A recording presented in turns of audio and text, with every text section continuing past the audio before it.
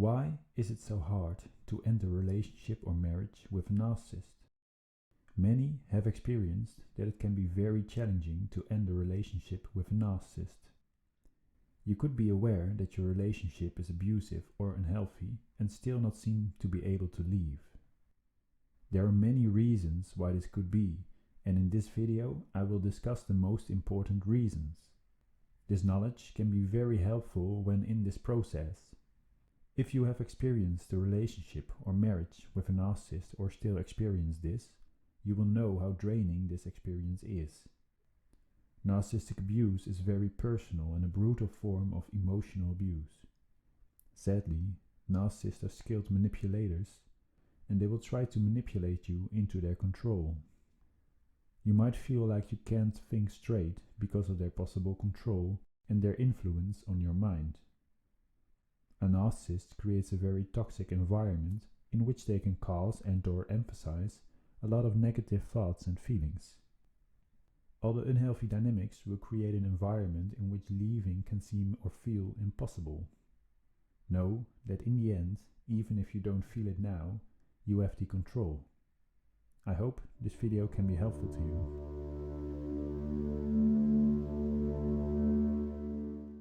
Now, a narcissist can be very charming and loving at first, but sadly, this idealizing behavior will mostly slowly turn into devaluing behavior. If you manage to leave, they seem to find ways to convince you to stay in a relationship with them. A narcissist could try to suck you back into the relationship after breaking up, which is called hoovering. Leaving a narcissist thus isn't easy.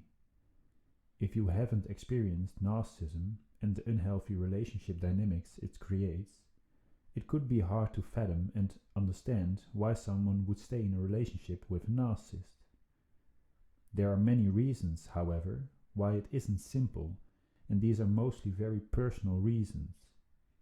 It has to do with identity, belief systems, hopes, self-worth, and so forth. No, it's possible, necessary, and in the end, you are the one in control. I will now go into reasons and hopefully provide some insights into why this can be such a challenge or seemingly impossible. In a way, because it's such a personal, internal process, dealing with yourself will naturally help you in dealing with the narcissist as well. The first reason is hoping for the good times to come back. In my video explaining the narcissistic abuse cycle, I explain how the repetitive cycle of idealization, devaluation and discarding works. The first stage of idealization is a stage in which everything in the relationship will be great. A narcissist will learn a lot about you and your personality and use it in their advantage. They will start by being the perfect partner by love bombing you and showing a lot of conditional love, attention and interest in you. This can be very intense, overwhelming and great. You could feel a great amount of love and a connection with this person, and the memory to these good times can make leaving very hard. Sadly, the love of a narcissist is conditional love. They will show love only if you act in certain ways, which means acting under their control.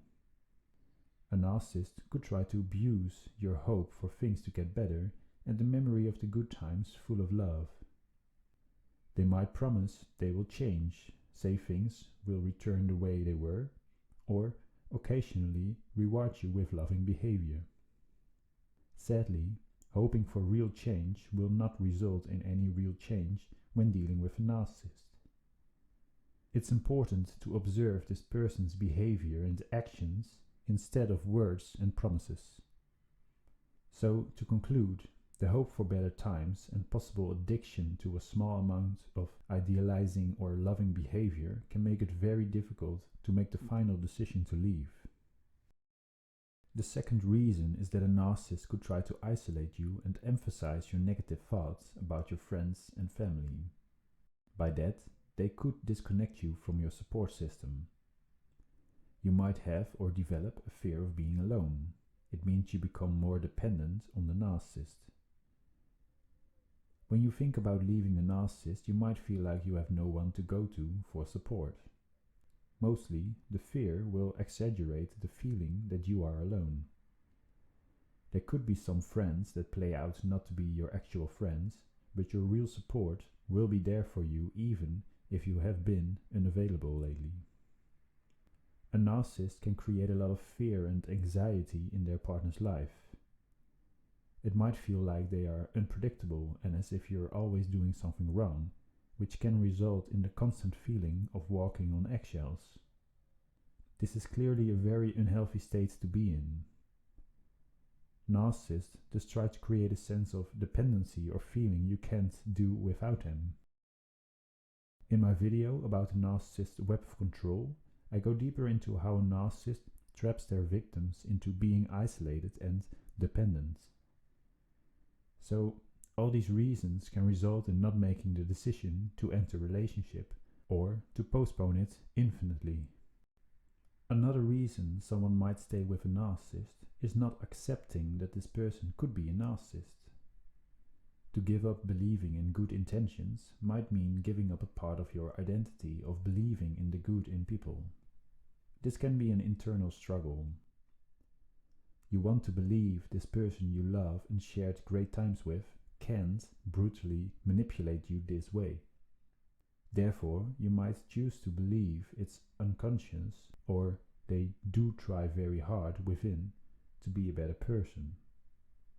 It's a form of denial of what's actually happening. It will be hard to leave if a victim can't accept this person is a narcissist and can't be changed. Clearly, it's not a bad thing to give someone a chance, but there needs to be a boundary for yourself into how long you will accept the situation if you see no change in behavior. There is no justification for the manipulative and brutal behavior of a narcissist. You are not responsible for the behavior of others or trying to change it. In a way, you don't even have to accept if a person is a narcissist or not. It's only a label. I think it's important to focus on the manipulative or abusive behavior this person is showing. There's no use or relevance in knowing if this person is actually a narcissist or not, as it's about dealing with the behavior of this person. You only need to decide what you want if this person doesn't change behavior. If there is no sincere apology, self-reflection or honest communication with this person, you can't even start a process of change. If so, it will never become a healthy relationship. Think about and recognize what behavior and energy you want in your relationship. The fourth reason is trying to heal the narcissist. A narcissist abuses a lot of your human characteristics, and this can create unhealthy dynamics within a relationship or marriage. One of those dynamics is that an empathic person might think they can transform the narcissist with love, and the relationship then grows into both persons only trying to fulfill the needs of the narcissist. This person wants to heal or fix the narcissist, and the narcissist keeps pretending that he or she wants to change. This dynamic fulfills the need or desire of wanting to help. It can be very hard to believe and accept someone can't be helped or doesn't want to be helped. It's a beautiful thing a person wants to help others. When dealing with a narcissist, however, it will sadly be destructive and unhealthy. Feeling a responsibility or need to help your partner thus might result in staying in an abusive relationship. The fifth reason is that a victim blames themselves for the problems in a relationship. A narcissist is an expert in verbal and emotional abuse, and they use many techniques such as projecting thoughts and feelings back to you. They can accuse you of jealousy, being crazy, desperate, seeking problems, and so forth. They will never take any responsibility, which will only leave others to be blamed. A narcissist has a created identity that is very certain and confident, with an unhealthy belief in its own superiority and truth. This creates an unfair advantage when their truth conflicts with the truth of a victim, who obviously doesn't have the same amount of certainty but has self-doubts and a critical inner voice. Shame can be the result of having an inner voice that isn't very kind to yourself. A narcissist can really emphasize your negative thoughts, and your inner voice could become judgmental towards yourself. Realize this person is manipulating you, and this is not your fault. It's okay that it's hard, and you might not have the strength yet to leave. You do have control to work towards leaving and become stronger. It can be useful to question your inner voice and observe the tone you use towards yourself. The sixth reason is that you could be gaslighted by the narcissist. You might have trouble with thinking straight and you could feel confused a lot. This form of manipulation is used in order to try to slowly disconnect you from yourself. It's one of the finest forms of manipulation of some narcissists. It's ongoing manipulation and brainwashing to cause a victim to have ever-increasing self-doubts, to make them eventually lose their sense of perception and identity. More simply put, they try to make you crazy and make you doubt your feelings, memory, and truth. A narcissist will do anything to achieve this, such as lying with certainty, denying, demanding proof, use tricks, tell half-truths, and so forth. Clearly, when being gaslighted, a victim can't simply make the huge decision to leave the narcissist. Awareness is necessary. Gaslighting can thus have many negative effects that mostly disconnect you from yourself. You can learn more about gaslighting, its signs, and how to deal with it in my video about gaslighting.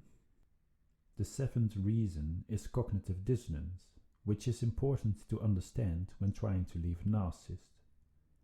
It's a feeling of discomfort resulting from having beliefs or values that don't match your behavior. In general, your mind will try to remove this discomfort by changing beliefs or actions. Narcissists abuse this wish of the victim to remove this discomfort. So, this is how it can play out. A narcissist's behavior doesn't match with your belief about them. You love this person and you wouldn't expect or suspect this person is devaluing and manipulating you. The conflicting thought is how this person that loves you can act in such a destructive way. If this person is in fact brutally manipulating you, it would require you to change your belief of this person being a good person. If your mind doesn't allow this change in your belief, your mind will work hard to change your perception of their actions. These defense mechanisms could be, for example, denying this person is abusing, rationalizing their behavior away, and justifying staying with them for now. I have made a video series going into cognitive dissonance and how truth can become blurry when dealing with a narcissist. If you possibly recognize this, I recommend watching this because it is important to understand how your mind could fool yourself when trying to reduce this cognitive dissonance. The eighth reason is self-doubt and your self-worth. An important issue when trying to leave a narcissist is your mind and what kind of thoughts you're having. A narcissist can have quite an influence on your self-worth and creates a lot of self-doubts within their victims. Self-worth has a large influence on your energy, your thoughts, feelings, and emotions. Sadly, narcissists push your energy and self-worth in the wrong direction. They do this by all forms of manipulation, such as gaslighting, silent treatment, blaming, mirroring, and so forth. The victim can thus suffer from a lack of self-worth because of the ongoing emotional abuse, and this can make it hard to make strong decisions, such as leaving the narcissist. The ninth reason is that there could be a trauma bond between the victim and the abuser. If the victim is under threat and perceives as if their survival is dependent on their abuser, it can result in a trauma bond. The victim could feel as if it's impossible to escape from the situation. It can result in a certain loyalty towards the narcissist, in which the victim could even try to protect them towards others. Kindness or idealization that is shown between the devaluing behavior can ease the pain caused by this devaluing behavior. The victim can become dependent on the temporarily comfort given and even be grateful for it. Clearly, this would make it very hard to leave. Another reason to stay with the narcissist could be the fact you have children with them. A victim could decide or think it's better for the children to stay. Clearly, this is complicated and the situation someone is in can differ a lot. There might be worries about the future, such as having enough money or finding work after leaving. This situation triggers many thoughts, questions, and beliefs. What is best for your children and how do you take responsibility for them? Do you protect your children by staying or by leaving? And how do you protect your own energy? Thinking staying might be best in order to protect your children can thus be a reason why ending the relationship or marriage with the narcissist is very hard. The last reason I will go into is that there might be a form of attachment to the narcissist because you still need or want something from them. This could be an explanation or an apology or anything. Sadly, you will get nothing. A few examples of needing something from the narcissist. You want a form of closure. You want an explanation, answers, or the truth about what happened. You want an honest ending conversation. You want them to accept a form of blame or responsibility. You want a peaceful ending.